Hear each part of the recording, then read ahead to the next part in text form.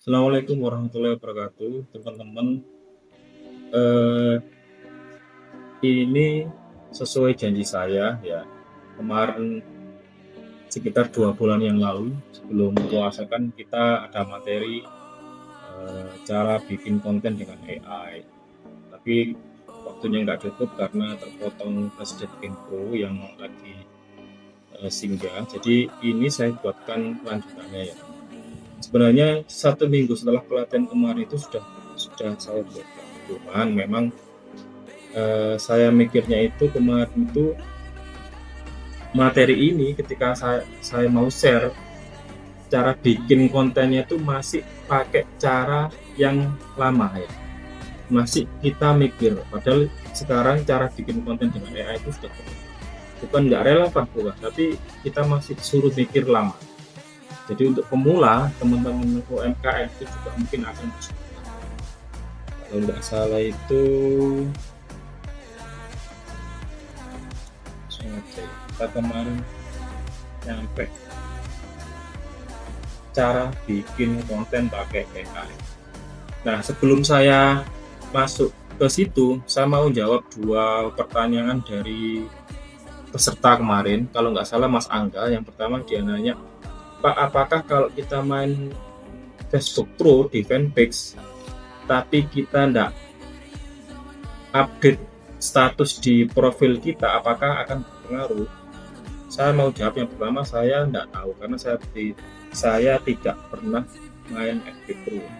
Saya hanya pernah main ngiklan. Kalau ngiklan di fanspage, kita nggak ngapa-ngapain profil kita nggak ada masalah. Jadi itu jawaban saya, tapi kayaknya nggak ngaruh juga Mas. Yang kedua, Pak Miftah bilang nanya cara bikin konten yang relevan seperti apa. Jawaban saya, yang pertama cara bikin konten yang relevan. Yang pertama, kalau kita blank ide konten, ya kita ATM aja, amati tiru modifikasi. Katakanlah kita itu sebagai humasnya sekolah Islam SDIT Permata. Cari itu akun-akun SDIT sekolah Islam yang lain, cari views-nya yang banyak, cari like-nya yang banyak, engagement-nya yang banyak, yang bagus. Nanti kita amati, tiru, dan modifikasi gitu ya. Itu cara yang paling. Yang kedua yaitu dengan materi yang ada di slide tadi itu, tapi itu tidak jadi saya share karena kenapa? Sekali lagi itu cara yang sudah lama, bukan nggak relevan, masih relevan, tapi itu cara lama, nggak cepat gitu loh teman-teman. Nah, yang ketiga akan saya ajari cara bikin ide konten atau cara cari ide konten atau cara bikin konten dengan AI. Karena saya teringat ketika tadi Pak Effendi ngomong di grup info, oh iya saya masih punya hutang ya cara bikin konten di AI. Jadi gini teman-teman, ini langsung saya praktekkan pakai ChatGPT ya. Jadi ketika kita mau bikin konten, hal yang pertama yang saya lakukan ketika saya masih blank ide konten, saya itu pakai ChatGPT. Pasti saya akan buka ChatGPT ya. Dan yang saya pikirkan yang pertama kali itu misalkan ya, katakanlah pentol Haji Gundul, otomatis produk yang akan kita bikin konten kan pentol Haji Gundul. Nah, kesalahan pemula kalau istilahnya itu kalau pakai ChatGPT itu perintah ke dalam ChatGPT-nya itu simpel sekali. Biasanya hanya seperti ini saja. Buatkan 10 ide konten TikTok untuk produk pentol Haji Gundul. Misalkan kayak gini. Dan menit sama ChatGPT langsung dibuatkan ya, langsung dibuatkan.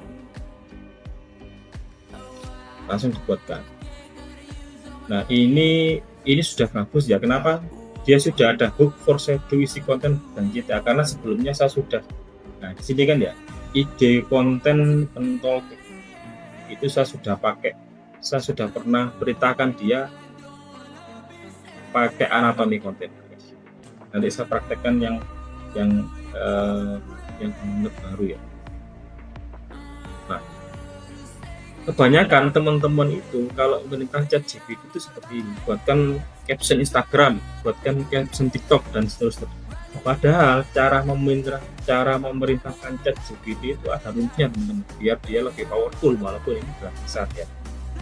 Nah, biasanya saya pakai rumus itu ketika memerintahkan ChatGPT itu pakai rumus yang namanya Rector, RCTOR. Ini sudah saya praktekkan tadi. Ini sebenarnya saya sudah ngerekam ini ya, tapi ternyata di menit ke-10 berhenti. Makanya saya ulang lagi. Ini kan recentnya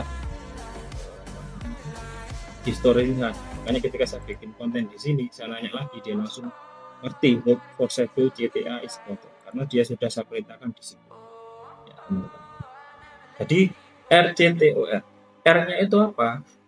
Ketika kita bikin konten di minta bantuan ChatGPT itu harus kita pakai rumus RCTOR. R-nya apa? Itu role. Jadi kita memerintah, kita itu menganggap ChatGPT itu sebagai apa tuh? Role modelnya seperti apa? Kalau saya, misalkan saya mau bikin konten untuk Haji Gondo, saya akan memerintahkan ChatGPT itu berperan sebagai role-nya ini. Ini kan RCTOR. R-nya role. Kamu adalah seorang desainer. Kalau saya konten kreator, tak perintahkan ChatGPT, kamu adalah seorang konten kreator berpengalaman dan sudah bersertifikasi resmi. Ini role-nya. C-nya kemudian apa? C-nya itu konteks. Konteksnya itu saya pengen apa? Ketika sudah ada role, baru kita mikir konteksnya seperti apa. Konteksnya saya ingin membuat 10 ide konten produk pentol bakso Haji Gondo. Ini konteksnya teman. Kemudian T, task atau tugas. Tugasnya ChatGPT ngapain? Tugas kamu ya, bikin 10 ide konten beserta skripnya, dan di masing-masing ide konten itu memiliki anatomi konten seperti hook, foreshadow, isi konten, dan CTA. Itu tasknya, tugasnya. Outputnya apa? Outputnya sehingga saya bisa punya ide konten yang menarik dan bisa saya upload di TikTok sebagai branding atau marketing produk pentol Haji. Terus yang terakhir R-nya itu apa? Referensi. Kalau kalian punya referensi video atau ide konten seperti apa, dicantumkan di sini juga referensinya seperti bla bla bla bla bla gitu. Tapi ini opsional. Kalau kalian punya referensi langsung di generate seperti ini. Dan ini sudah jadi 10 ide konten TikTok bakso Haji Gondo. Hook, foreshadow, isi konten, CTA, dan lain sebagainya. Nah, hook ini juga macam-macam teman-teman. Hook ini macam-macam. Kenapa harus pakai hook? Apalagi kalau kalian baru mulai konten. Karena yang pertama, kalian itu belum dikenal siapa-siapa. Makanya harus pakai hook agar orang itu berhenti scroll. Karena menurut penelitian ya, manusia itu 10 tahun yang lalu ya, itu hanya bisa fokus di 8 detik pertama. Itu masih zaman-zaman saya STM, itu 8 detik pertama. Ketika sosial media itu booming, apalagi sekarang ada short video, itu turun jadi 5 detik pertama. Nah, sekarang malah turun lagi. Otak manusia itu hanya bisa fokus atau apa ya istilahnya, hanya bisa fokus di 3 detik pertama. Makanya hooknya itu harus nampol banget sebenarnya. Hooknya harus nampol banget. Apalagi kalian konten kreator pemula baru bikin konten.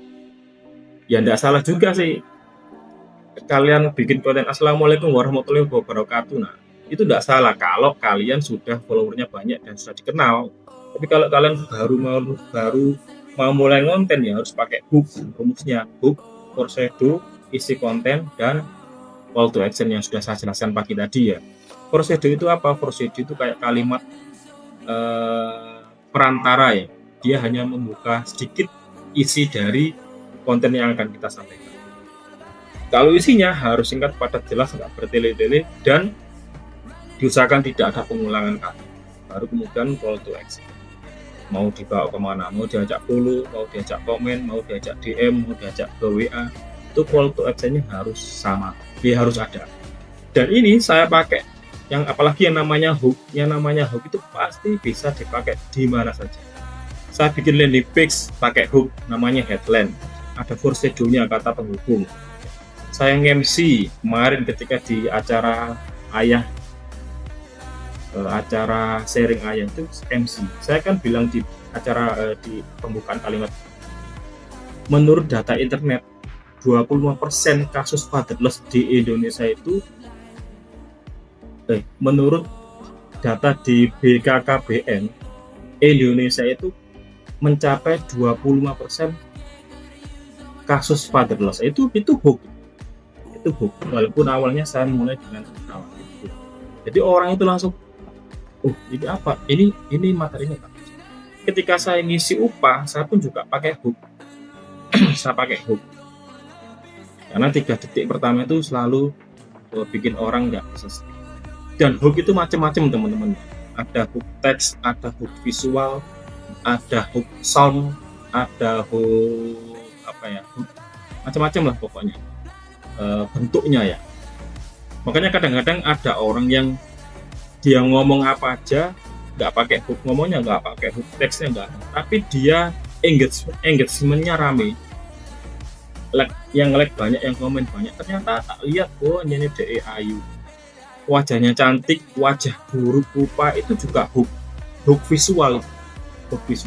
Dan jenis-jenis hook itu banyak. Ada hook yang bikin penasaran, ada hook negatif, ada hook scarcity. Ya ini saya nanya ChatGPT itu hook problem, ya, hook curiosity, penasaran, hook shock, surprise, hook storytelling, hook comparison, perbandingan, itu macam-macam sekali, banyak banget, sampai 15 hook ya, banyak sekali. Dan rata-rata teman-teman banyak yang belum tahu. Jadi ini ya teman-teman, pakai ChatGPT ini bisa semua. Bahkan saya bisa ganti background foto, ganti postur tubuh foto, itu bisa. Jadi saya kemarin ada orang yang daftar TKM pemula, ngasih foto ke saya kayak gini, nengkleng kayak gitu. Saya masukkan ChatGPT, saya bikin perintah, bikin postur tubuhnya tegak lurus, memakai pakaian formal, serta background belakang putih polos secara untuk perlu berjalan. Saya bikin ChatGPT seperti ini. Ya. Nah ini juga backgroundnya saya hilang. Sekarang sudah, makanya desain juga itu pakai pakai ChatGPT semua. Nah ini bahkan saya bikin cover ebook itu saya pakai ChatGPT. Misalkan kita tahu propnya, itu ya teman. Jadi banyak sekali lah yang bisa dilakukan. Bahkan sekarang itu ada tools AI yang luar biasa banget menurut saya. Ketika kita mau bikin konten, ketika kita mau bangun personal branding di sosial media dan kita nggak tahu, tapi kita bisa memanfaatkan tool itu, nanti bisa jadi ide konten yang nggak ada habis. Jadi di tools itu nanti kapan-kapan kita praktekkan, di assessment dulu, nama siapa, umur berapa, pekerjaan apa, hobinya apa, yang ingin diselesaikan masalah customer itu apa. Itu banyak banget assessment pertanyaan. Kalau kita sudah jawab semua, di generate, nanti muncul itu ide konten yang cocok untuk kita bawakan sebagai personal branding. Itu dia tools AI-nya itu ngasih tahu. Nanti bisa bayangkan ya. Jadi kalau ada yang bilang AI itu kemarin saya agak mengernyitkan daya juga ketika istri cerita ada di pelatihan public speaking di Permata ini tuh ada salah satu pembicara yang bilang, saya nggak suka pakai AI karena AI itu nggak ada emosi. Ya memang AI nggak ada emosi, tapi kita bisa bikin referensi, kita kasih emosi sendiri, kita bisa edit lagi. Itu ya teman-teman. Jadi nanti kalau misalkan ada pertanyaan, ada yang pengen didiskusikan, nanti bisa japri atau di grup Genpro, nanti kita bisa diskusi lagi dan sharing-sharing. Jadi intinya hutang saya sudah lunas, cara bikin konten pakai AI itu simpel banget seperti ini. Dan saran saya betul Pak Effendi, langsung mulai saja ngomong natural di TikTok, apalagi di TikTok gitu ya. Konten yang disukai itu konten yang natural. Nggak usah apik-apik dulu, nanti di apa namanya, dievaluasi. Tapi rumusnya itu tetap harus kalian pakai. Kalau kalian nggak segera mulai, mikir banyak ya, nanti ngeditnya gimana, nanti siapa yang lihatnya, itu terlalu rumit. Langsung aja ngomong depan kamera, latihan. Kalau kalian nggak pernah latihan, nggak bisa public speaking, tapi nggak pernah latihan, ya kalian juga nggak akan pernah bisa ngomong lancar di depan kamera. Saya juga dulu seperti itu, tapi saya paksa. Ini kan juga saya lancar ngomong di depan kamera, karena sudah terbiasa bikin konten di depan kamera. Sekian kurang lebihnya, mohon maaf, mudah-mudahan bermanfaat. Jadi sekali lagi, ini memang zamannya konten. Saya juga lagi mikir, saya juga lagi rencana bikin akun Genpro-nya sudah jadi, dan ide kontennya sudah ada, tinggal saya tik video sehari sekali, dan itu nanti insya Allah materinya tentang cara bikin konten dengan memanfaatkan tools AI tadi. Itu ya teman-teman, kurang lebihnya mohon maaf. Assalamualaikum warahmatullahi wabarakatuh.